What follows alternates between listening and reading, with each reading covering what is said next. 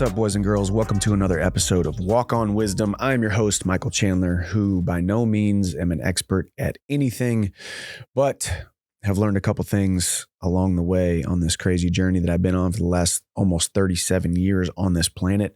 And we've had a ton of questions come in to podcast at michaelchandler.com, and I sit here and try to answer all of your questions. Some of them very easy to answer, some of them extremely deep, some of them from a certain person, from a certain place here on this beautiful planet, and some are anonymous. So if you want your question answered, send it to podcast at michaelchandler.com. Thank you guys so much for the support and how much this thing is blowing up. The wisdom that I am gleaning from y'all's struggles and y'all's life experiences is an absolute blessing. So thank you for being on this journey with me, and thank you for trusting me with these answers to your questions. With that, let's get right into it. The first one is anonymous, but from New Jersey. Hey, Mike, seriously started being a fan of you back when you did your interview with Joe Rogan. I relate to a lot of what you say, considering I am currently a Division I wrestler. I've been surrounded by negativity here, and it's a losing mindset. I'm at a lower Division I school, and I feel my coaches and teammates are pushing me away from the sport I once loved. I'm still going to try to remain positive because I feel I still have not reached my potential. I'm a junior and have dealt with a fair amount of injuries and have only had about 20 matches in college. How can I get out of this mental block and become greater than my environment that's flooded with negativity? Well, first of all, that's a tough position to be in. When you talk about being a Division I wrestler, you talk about being an athlete of any level, of any caliber on any team. The strength of the individual is a lot of times based on the strength and mindset and mentality of the team that is around them. Even in an individual sport like wrestling, even though it's just you going out on the mat, putting on the ankle bands, putting on the headgear, and going out there and competing, and it's just you. You get your hand raised or you don't. There was still a lot of time, energy, effort, hours put in, blood, sweat, and tears with the team. You're only as good as your training partners will push you to and your coaches will coach you to. So being in a negative environment or a losing environment, as you say, is very tough. A lot of times too, I would just commission you right now to, instead of sending in a question like this and talking about the negativity in your practice room, talking about the losing mindset, feeling like your coaches and your teammates are pushing you away, take a moment to really look introspectively and ask yourself, how can you make this scenario a little bit more positive? How can you take control of it? How can you take ownership of it? In life, there will always be opposition. There will always be obstacles. Sometimes they're people, sometimes they're places, sometimes they're things, sometimes they are emotions. Sometimes the biggest enemy is the inner me. And I'm not saying that this is your fault, but what I am saying is, just as the works and the teachings of James Allen's As a Man Thinketh, so many times in life, we always want to look outwardly at the outside circumstances of our life, the people, the places, the things, the emotions, the events that have happened, the obstacles and the opposition, instead of looking introspectively, instead of standing guard at the gate of your own mind every single day, manifesting what it is that you can get better at, how you can be a better leader, how you can be more desirable or more how can you be a more desirable individual inside of the confines of this team, whether it be a quote unquote losing team, whether it be a quote unquote negative team? There's still the opportunity for you to grow as a human being, to become the most positive person on a negative team. Maybe you are the catalyst that will change the trajectory and the future of this entire team, and not just the entire team's future, but your teammates that you currently have, even the coaches that you currently have. But the question is, how can I get out of this mental block and become greater than the environment that's flooded with negativity? Number one, just continue to keep your nose to the grindstone, keep your head down, and be the hardest worker in the room. You can control that. Show up on time, show up with a good attitude. You can control that. Show up and be a positive encourager, be a dream instiller, be a positive instiller into your team, even if it's constantly met with negativity, even if it's constantly met with getting stuck in the rut of negativity, of losing, of failure, of we don't know if this train is going to be able to be turned around. There was times in my college wrestling career, or even now times in my mixed martial arts career, as I said, that these are both individual sports, but being around the people that can help me get to the next level was absolutely paramount. The next advice I would give you is they can't all be bad.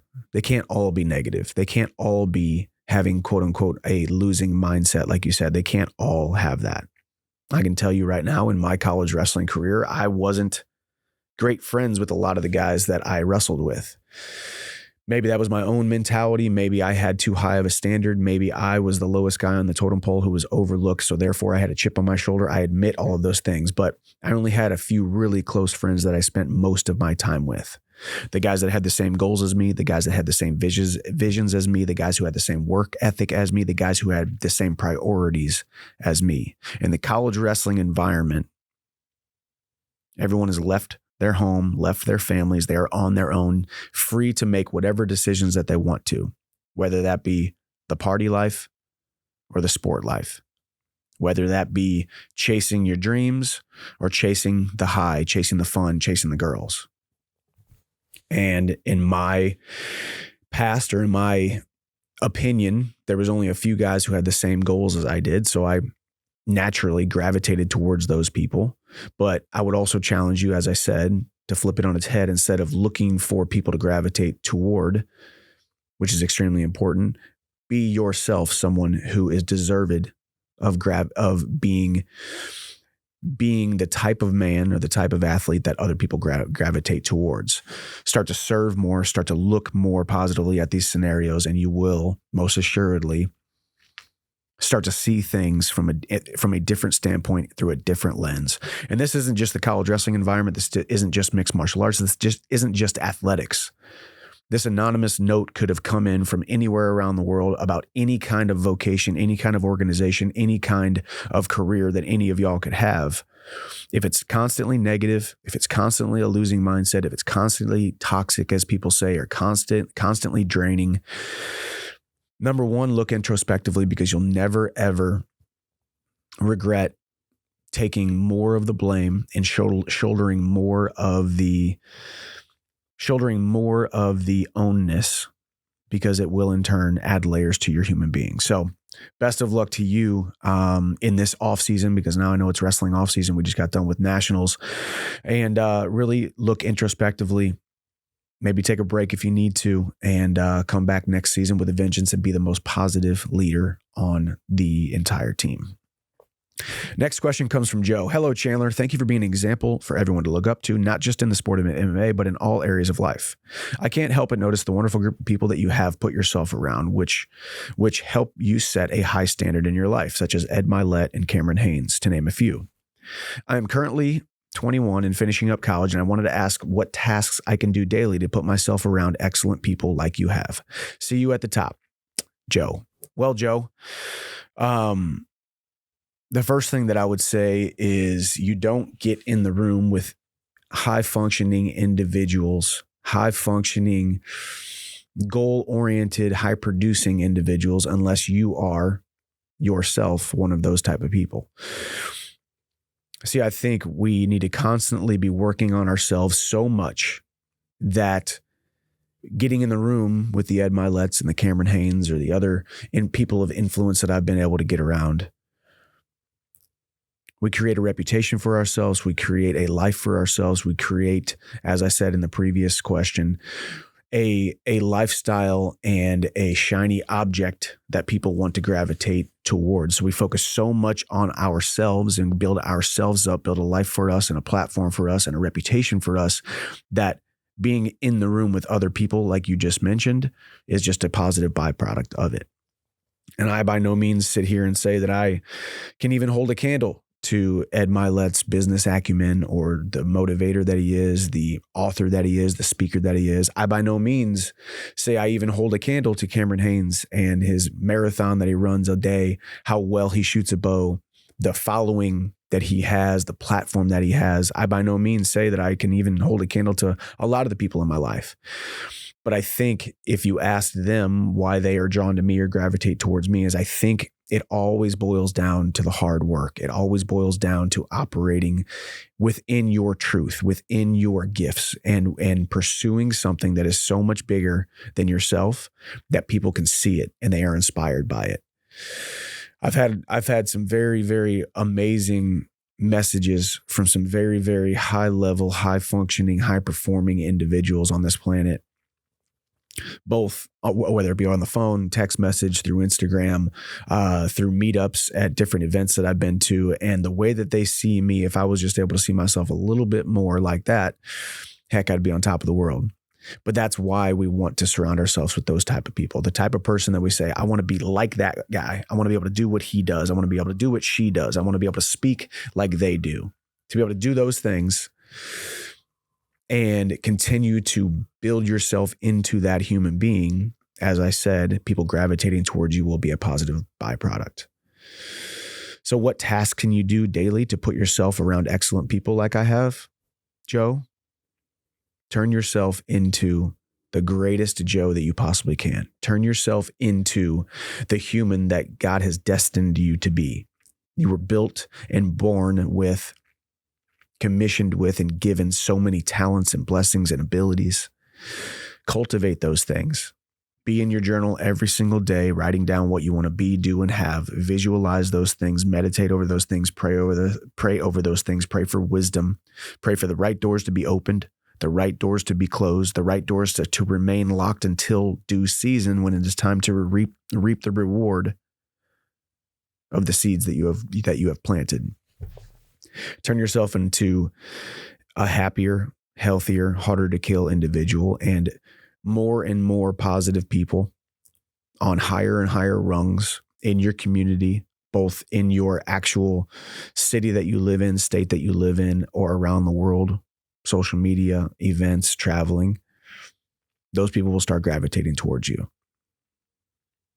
Because honestly, as I said, a Ed Milet or a Cameron Haynes, or insert name A, B, and C, X, Y, and Z. These people are out there pursuing the best versions of themselves, and they don't have time or energy, or don't have or want to put in the effort to spend time around anybody who is not adding to their human being, anybody who is not adding to their human existence, anybody who is not adding to them, whether it be in a business sense, a spiritual sense, a physical sense, an emotional sense. So you have to bring value, you have to add value to people's lives, and you can have everything you want in life if you just help enough other people get what they want in life. And sometimes that means offering up your services for free. Sometimes that means offering up your time, energy, effort, resources for free in order to create a reputation of service, in order to get in the rooms with the people that you want to. But great question, Joe. Just the fact that you even asked that question is indicative of a man who is most likely going to keep on climbing the rungs of society, and you will get in the rooms with the people that you so desire. Next question comes from Lorenzo. Hi, Michael. My name is Lorenzo. Greetings from Canada. I would just like to start by saying that you are my favorite fighter, but not only because of your performances in the octagon, but also because of the wisdom you spread outside of it. My question for you is, how do you keep a balance in your emotions and not fall victim to their influence as a fighter, but especially as a human being, since we are constantly being flooded by many emotions that can keep us from focusing on ourselves? Well, Lorenzo, it's a great question, because if we are able to master our emotions a little bit more, if we were able to have a little bit more of a stranglehold on our negative emotions, our self-deprecating emotions, the emotions that keep pulling us back down into the valleys instead of projecting us towards the peaks in our lives, pushing us towards the peaks in our lives. If we can just have a little bit more control over our emotions, then so many areas of our life are going to bear more and more fruit. People are going to want to be around us more. We're going to find more success in our business relationships, our intimate relationships, our friend relationships, our relationship with ourself, which is probably the most important relationship that you possibly can have. How do we not fall victim to their influence? Well, number one, Lorenzo, even by admitting that you or we or all of us as human beings, as an overarching concept, we do fall victim to our emotions. Just by admitting that is step number one. So that's a very, very good sign. Number two, I believe that writing the places where I have failed in my journal every single day, writing the areas of my life where I could be a lot better, writing the areas of my human existence, physically, spiritually, emotionally, financially, business, as a father, as a husband, and all these different areas. Where can I look introspectively and where can I write down the things that I want to get better at?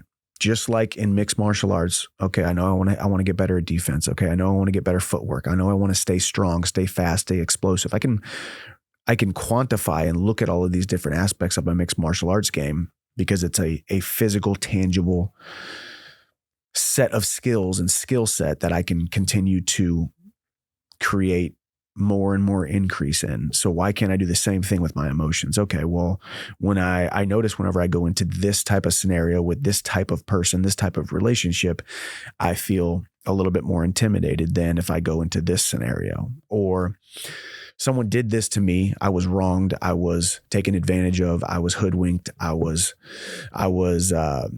duped, if you will, and I responded or reacted in this type of way. I want to get better at that. So taking stock in, writing down all the different areas, Lorenzo, in your life that you wished you were better at, and you will most assuredly be able to visualize and see how you're going to respond next time, how you're going to recalibrate next time. So keeping a balance, though, with your emotions is something that takes more practice than I think we would like to admit. Admitting that you need to find more balance, or admitting that you need to flex those faith muscles that you will get better at these different areas of your life, and just continuing to ask for wisdom. I need more wisdom in this area of my life. I am happy. I'm healthy. I'm hard to kill. A lot of times too, you guys hear me talk about gratitude all the time. A lot of times emotions go overboard, emotions well up, and emotions spill over when we're not operating in gratitude. Instead of focusing on what we do have, the blessings that we do get to enjoy, the wonderful life that we do have, the health that we do have, the areas of our life, or our life as a whole being a awesome blessing, we can find ourselves focusing on the negative, focusing on the lack, focusing on the scarcity, focusing on the fear, instead of operating with the confident expectancy that everything is going to work out for me eventually. Might go through tough seasons, but bringing it all back to gratitude. People ask me every day, how do you stay? Or people ask me every day, it seems like you're motivated. Every day, it seems like you are giving it your all. And my answer is usually simple, that it all goes back to gratitude. I am grateful that I wake up every single morning. I thank the Lord for another day. I kiss my wife, I kiss my sons. Think about the amazing blessings that I have in my life, because it all starts there at the foundation. That is my foundation, and that is my why. And as long as all of that is copacetic, as long as all of that is taken care of, then my life probably isn't as bad as I might make it out to seem sometimes. So, Lorenzo, write it down, visualize it, see it, and always bring it back to gratitude. Next question comes from Noah. Hello, Michael. My name is Noah Stevens, and I'm a 20-year-old at the University of Michigan, hoping to become a physician eventually. My buddy Cade and I really appreciate and value your mentality and upbringing as an individual, a fighter, and a father. I've got a couple questions I'm curious to know your thoughts about. How do you avoid fixating and hyper-focusing on your failures? How do you find a balance between not being so self-critical while also holding yourself to a high standard? Finally, how do you avoid comparing yourself to others? I really appreciate what you're doing and the passion for spreading wisdom to the community. You have been one of my biggest role models in this chapter of my life. See you at the top, Noah. Well, Noah Stevens from the University of Michigan, who will eventually be a physician. The answer to your question, how do you avoid fixating and hyper-focusing on your failures? How do you find balance between not being too self-critical while also holding yourself to a high standard and comparing yourself to others? So the best thing about this question is it's something that we all do. If we're trying to attain anything in life, if we hold ourselves even a little bit higher than lowly, even a little bit higher than mediocre, if we do believe that great things are going to happen in our lives, we are always going to be so much more self-critical than those who just take their failures and fall flat on their face and don't really care because, oh, woe is me, and life was created to conspire against me and I'll never be able to get out of this pit. No, you sound like a motivated individual, an individual who wants better for himself and better for those individuals around him. So the best thing about me answering this question is that you have said some really nice things about me, and you get to hear me speak on this microphone and tell you right now that I, so many times in my life, have felt like a failure, and I have hyper-focused on those failures. But until I realized, the great Zig Ziglar said it, failure is an event, not a person. So when you do fail, that was an event. It was not a person. You are not a failure just because you had a failure. And the more often that we can realize that the people that we look up to, the people that we aspire to be like, the people that we aspire to be with, the people that we want to be like someday, when we can look up to those people, the more we realize that every single one of those people who have gone through tough times in their lives, and they have at one point or another been deemed a failure of an event, failure of a account, failure in a relationship, failure in business, failure in their spiritual life, failure in their character, their integrity. We're all just human beings trying to figure this thing out. And life will be a series of ups and downs that you need to continue to not lose steam through. So you avoid fixating and hyper-focusing on your failures by realizing that everybody that you have ever looked up to or admired has been a failure. And the reason that you follow them, like them, look up to them was not because that they always won, not because they were always successful. You follow them and you admire them because of their story that they've had, a story of ups and downs. You follow them and admire them because of the man or woman that they are today, in spite of all of the failures, all of the setbacks, all of the valleys that they have been through in their life, because it ultimately made them a better human being. Focus on success, not perfection. You're never going to be perfect. Striving for perfection is only going to lead to pain and pushing you down into the depths of the self-deprecating thoughts and the self-deprecating actions and the analysis paralysis of lack of clarity. So how do you find balance between not being too self-critical while also holding yourself to a high standard? I think finding that balance is going to be a little bit easier as you get older and as you have a lot more life experiences and realize a lot of the things that you thought were extremely important ended up not being that important at all.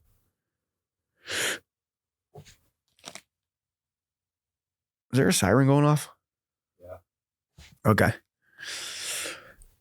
So Noah, how do you find balance between not being too self-critical while also holding yourself to a high standard? The good thing is the older you get, the more experiences that you have, the more you're able to look back on your life and realize that all of these different events or all these different people, all these different things that happened to you at one point, you thought that it was the end all be all. You thought it was so important, and you realized, dang man, that didn't mean a thing in my life. I was able to get through this thing and it wasn't that big of a deal. It wasn't as big of a deal as I thought it was. So eventually you'll also continue to create more and more confidence in yourself because the amount of losses that you take, the amount of setbacks that you have, at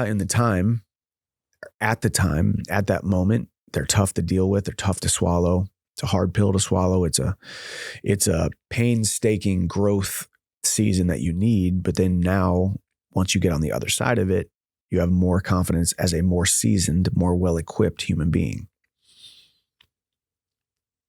And a lot of times we are so self-critical because we're focusing so much on being perfect instead of just being successful. I have failed thousands and thousands of times in my life, 37 years in my life, athletics, relationships, just not being the man that I wanted to be in these certain scenarios, how I wanted to respond. I've failed so many times and I'm able to go back and look back and self-assess. But instead of saying, okay, well, that's me, that's how I'm going to be the rest of my life, I've been able to recalibrate and grow through those scenarios. And the last question is, finally, how do you avoid comparing yourself to others? And that, especially in today's society where we live on social media, we listen to these podcasts, we listen to people speaking, we're having a bad day or let's just say we're having a decent day, but we can get on social media and see somebody having a better day than us. It immediately reinforces in us that, we need to have a really, really great day. And we put pressure on having a great day. We see a good man on social media and say, well, shoot, I need to get better today. I need to be a better man. I need to create more for my life. I need to do better things. I need to do cooler things. Look at that person. Look how much money they're making. Look at the platform that they have. Look at the success that they're having, or the perceived success that they're having. In the social media age, it is so easy to compare ourselves to so many different people, but comparison is the thief of joy. Comparison is the biggest thief of joy. It's almost impossible to have long-term sustained happiness and peace and joy if we continue to compare ourselves to other people. No matter how successful, and one thing too, a mentality that you need to start to wrap your head around it, no matter how many things you accomplish, the milestones that you make, the confidence that you accrue by the platforms that you end up creating for your life, the successes that you end up having in your life, there's never going to be a time that you ever get so high on the mountaintop that there's not going to be some sort of shiny object or a person holding a shiny object or someone out there to compare your successes to, that it's not going to add a little bit of a wrinkle into your self-belief in yourself, your self-concept, because there's always going to be somebody out there that you can, at one point or another, look at and say, man, I wish I was doing what he was doing. Wish I was doing what she was doing. I wish I could be like him. I wish I could be a little bit more like that, create that for my life. Comparison is the thief of joy. Take yourself at your most joyful, your most peaceful, and your most content, the happiest that you will ever be in your entire life. Visualize that person. And then if we fall back into the trap of getting on social media, getting on the internet, reading the tabloids, watching TV, and seeing all these people creating and looking at the life that they have, everyone's struggles are different. Different seasons for different times and different people. So Noah, I would encourage you to meditate on that and think about that every day, that comparison is the thief of joy. Thank you for all your great questions, and I'll see you at the top.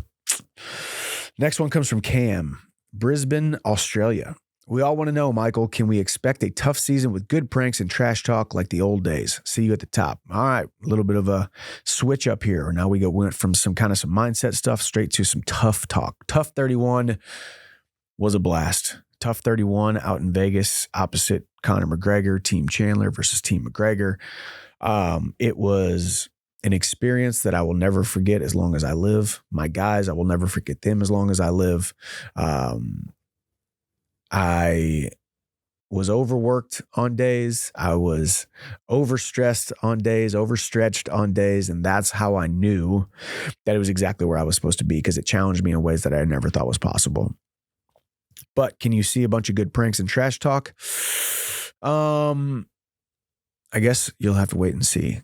But let's just say Conor and my relationship, and my relationship with my fighters' relationships with me, my fighters' relationships to the other fighters in the house.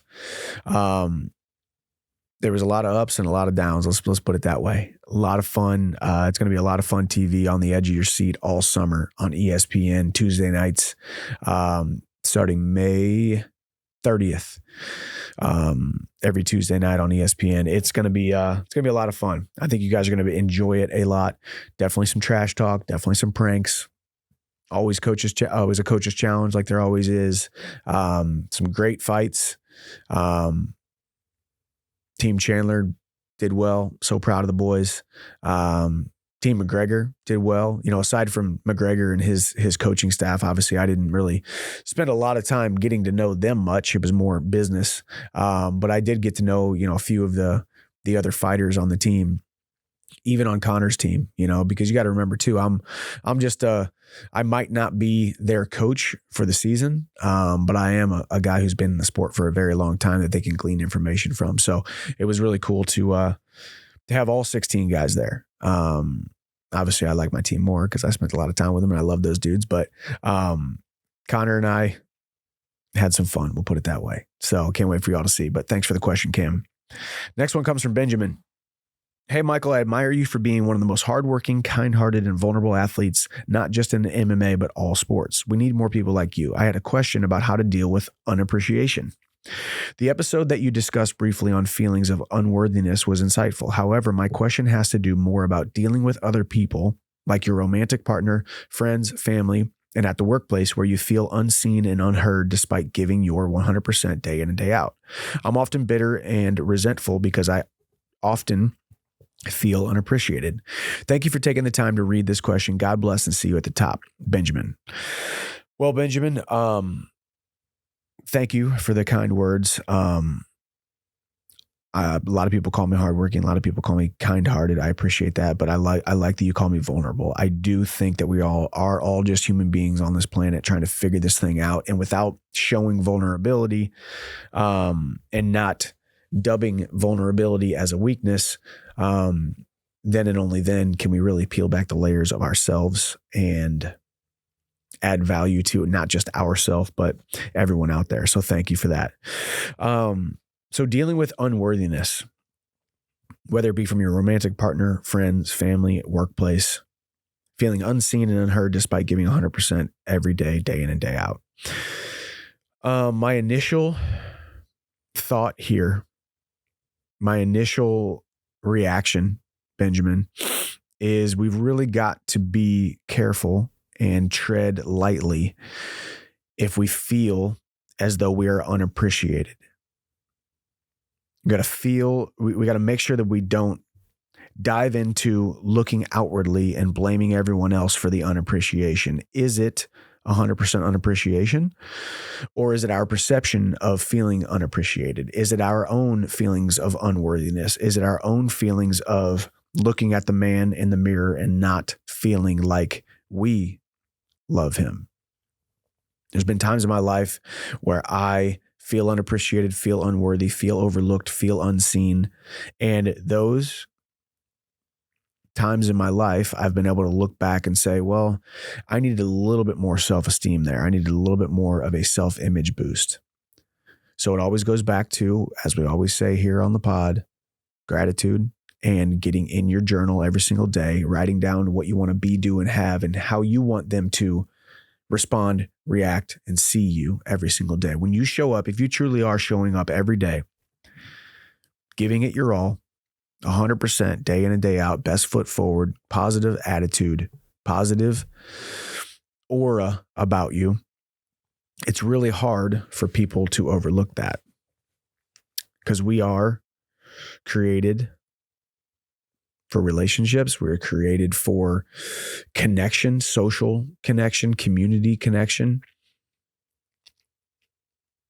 So I would bring it back to gratitude and serving people more if you possibly can, Benjamin.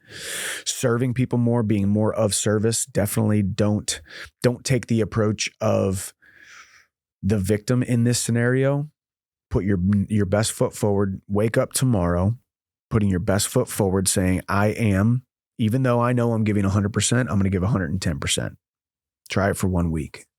Try it for 1 week, consciously thinking every single thing that you do, how is this going to be perceived by, as you said, romantic partner, friends, family, workplace? I mean, that's a lot of people. I can't really think of any other facets of your life where you don't feel unworthy. Romantic partner obviously spills over into your family. You talked about your friends and your family, and then the workplace. We work and then we go home. So pretty much every area of your life, you're talking about feeling there's a little bit of unworthiness happening or unappreciated, or you feeling unappreciated.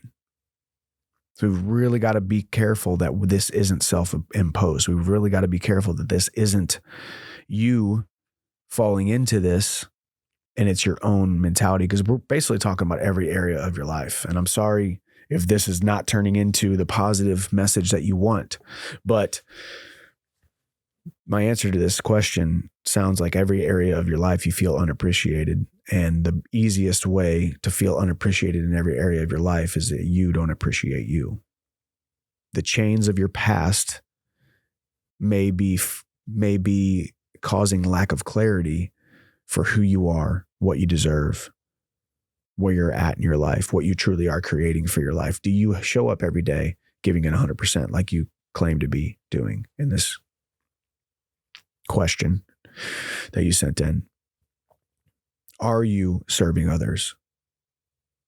Do you add value to your workplace? Are you a positive pillar in your workplace? Are you easy to deal with? Are you easy to be around? Do people desire to be around you? Do they gravitate towards you? And that's just with everybody. Everybody, not just Benjamin on this who sent in this question, but everybody in every area of your life. Are you bringing more value or adding more value to all of these different areas of your life more than you are taking from them? Become the person, the man or the woman that you want to be or that you want to be around, and appreciate yourself, love yourself more, do the work on yourself more, creating for yourself a self-image that is much more bulletproof than it is today. You will start to find a little bit of a different perception for the appreciation or lack thereof of the people around you. So thank you so much. And this is the pot calling the kettle black. This isn't me saying that Benjamin is doing anything wrong or in the wrong here. I'm talking to myself as well. There's been times in my life where I could point the finger at 25 different people. I could point the finger at my career. I could point the finger at so many different seasons of my current life, my past, the things that have happened to me, the things that people that have done me wrong, my upbringing. I found myself pointing the finger when I really should be pointing the finger at the man in the mirror. So let this be a moment for you, Benjamin, and also everybody who's listening. Take stock in the areas of your life where you feel most unappreciated and ask yourself, is it truly all of them, or is it my perception of the unappreciation? But thank you, Benjamin. These are the kind of questions that we can kind of dive into. And sometimes we need to have a little bit of, as I said, there's nobody in this world who's harder on me than me. And I know that I've needed to hear this type of message from mentors in my life, this type of message from coaches in my life, this type of message from my wife in my life. My wife is my best friend, and she knows me better than I know myself. And the people that we hold dearest to us need to have these hard pressing kind of reality checks, if you will. So I wish you the best, Benjamin. I believe that you are going to gain more appreciation in your outside world in your life, because you're going to become more and more appreciative of yourself and more loving of yourself. Next one, and the last one, comes from Cade. Hello, Michael. My name is Cade Ramsey. I'm 21 years old, studying mechanical engineering at Boise State University. You were truly an inspiration to both me and my good friend Noah Stevens. Noah and I have similar conversations on topics mentioned in your podcast and are huge fans of what you are doing. Here are a few questions that we have come up with and would love to get your take on these topics. Thank you for all you are doing. I truly enjoy following your journey. See you at the top. All right. Questions are: how do you celebrate your wins in a humble way and continue to not let ego take over your mindset and work ethic ability as you move forward? How do you analyze your losses, understand your mistakes, and learn from your failures, not beating yourself up too much in the process? How do you deal with the feeling of coming up short when it seems as though everyone is doing better than you? What's the mindset need to be to continue pursuing your goals? Thank you for your time. Let's get it. Sincerely, Cade. Great questions, Cade. Similar to Noah, who we answered earlier, in that same vein, creating a life of success for yourself without getting over your skis, without getting a big head, without getting a big ego. So the first question is, how do you celebrate your wins in a humble way and continue to not let your ego take over your mindset and work ethic and your work ethic ability as you move forward? Well, for me, that's always been easy. The walk-on mentality that I started with. I started in wrestling in high school, never thought I was going to be a state champ, ended up not becoming a state champ, but ended up making it to the finals and self-sabotaged myself. Walked on to the University of Missouri. I was the lowest guy on the totem pole.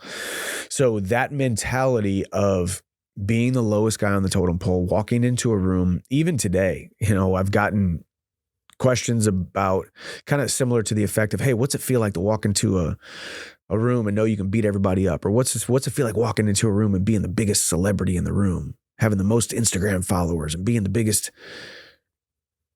athlete? But I've never once walked into a room and thought I could beat everyone up. I've never once walked into a room and thought, man, this is, look at all these people here. I'm the biggest celebrity here, man. More people know my name than know anybody here combined. I've never once thought that. And I'm not going to sit here and say that I deserve to be patted on the back for that. I don't think I created that kind of mindset or that kind of existence here on the planet. I think it was instilled in me by my blue collar work ethic mom and dad who worked 40 hours a week, 60 hours a week, worked 2 and 3 jobs to make sure me and my 2 brothers are taken care of. And there's a lot of stories just like that all around this great country of ours. And at some point we forget the life and the sacrifices that my mom and dad made, or our moms and dads made, or the people around us made, our mentors made, our coaches are made, our families have made to get us to where we are. And to give anything less than your best is to sacrifice those gifts that you have been given. And it's a direct slap in the face to all of those people who believed in you, took care of you, and got you to where you are. So I've always held that kind of gratitude. I've always held that kind of mentality. So I could celebrate my wins and pat myself on the back here and there, stop and smell the roses for a second, not get too high on myself, because I also know that success is rented. It's never owned. You never own success. It's rented, and the rent is due every single day. What are you going to do today to make sure that you're continuing to scrape and claw and create less separation between you and your next goal? So how do you celebrate your wins in a humble way and continue to not let ego take over your mindset and work ethic ability as you move forward? Well, number one, you should never, ever let any of your successes chip away at your work ethic ability. If anything, it should make you want to work harder. If anything, you should taste a little bit of success and it should make you want to work a little bit harder. And that's how we are designed. And I can give you an example right now. My son Hap did not like the sport of baseball. We put him into baseball. He didn't really like it last season. Didn't really like it as we started practicing this season because he hadn't gotten any kind of positive feedback, positive reinforcement yet.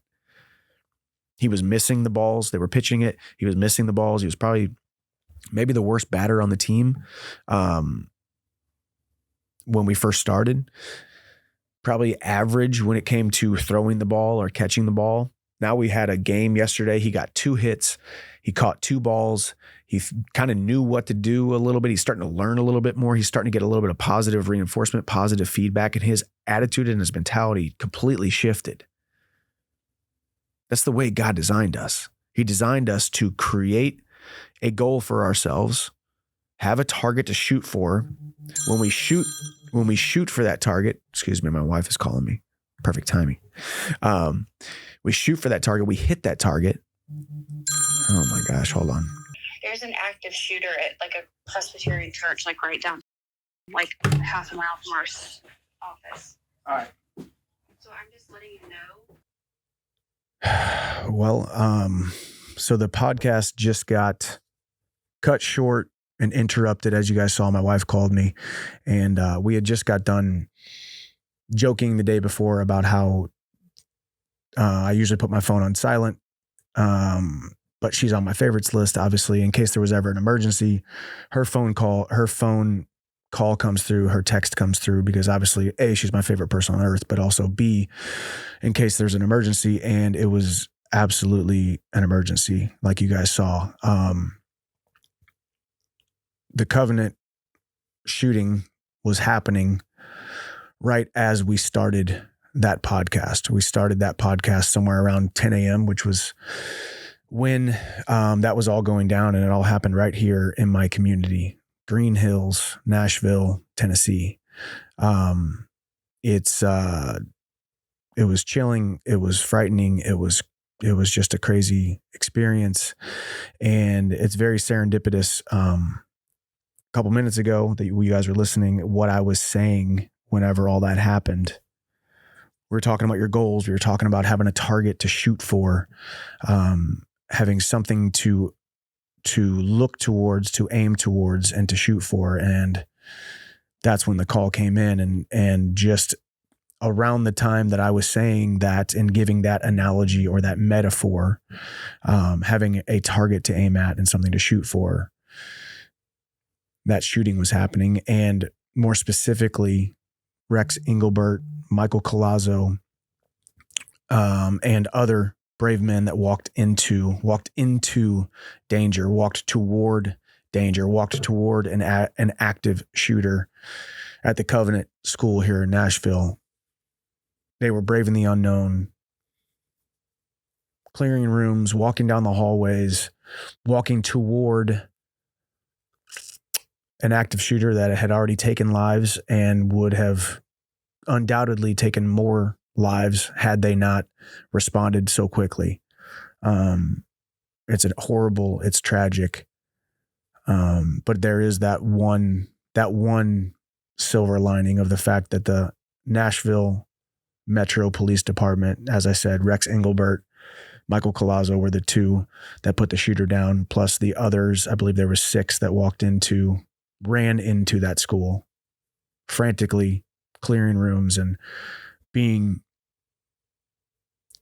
true to the promise that they made, not just to their community, but to themselves, that they will serve and protect and run into danger. So, number one, a huge show of respect for all the men and women and our first responders, our military, those that we can sit here and you can be sitting in your car right now listening to me talk on a microphone, having all of the freedoms that we have, all of the liberties that we have. And a lot of times we didn't do anything to create that for our lives. There was brave men and women that have came before us and are currently throwing themselves into the fire every single day, literally, physically, metaphorically, to protect us, to serve us, to make sure that we get to live in the greatest country on the planet. So sorry that this episode got cut short in a very, very abrupt way. We will do a full-on episode someday addressing that event, which will forever be a horrible day, not just in Nashville history, but the history of this entire country. But it's a reminder to love and hold and hug and serve and protect your loved ones, those that you hold near and dear to your heart, and do it every single day. Never let a day go by that you don't tell those that you love how much you love them, serve them more. Especially for me as a father, as a husband, you guys and gals out there as fathers, mothers, as husbands, as wives. So it's a very somber way to end this episode. I hope that you guys got value out of it before, obviously, the interruption. And then now are reminded to go home today, hold those loved ones a little bit tighter. And there is evil lurking around this world, but there's so many more good people than there are bad. And we have to keep that faith that if we can take control of our own household, take control of our own selves, try to love people, try to serve people, goodness, kindness, love will prevail. So I hope you guys have a great day. We're going to end it right there. And thank you guys so much for listening. And Have a wonderful day. I love you guys. I appreciate you guys. God bless. I will see you at the top.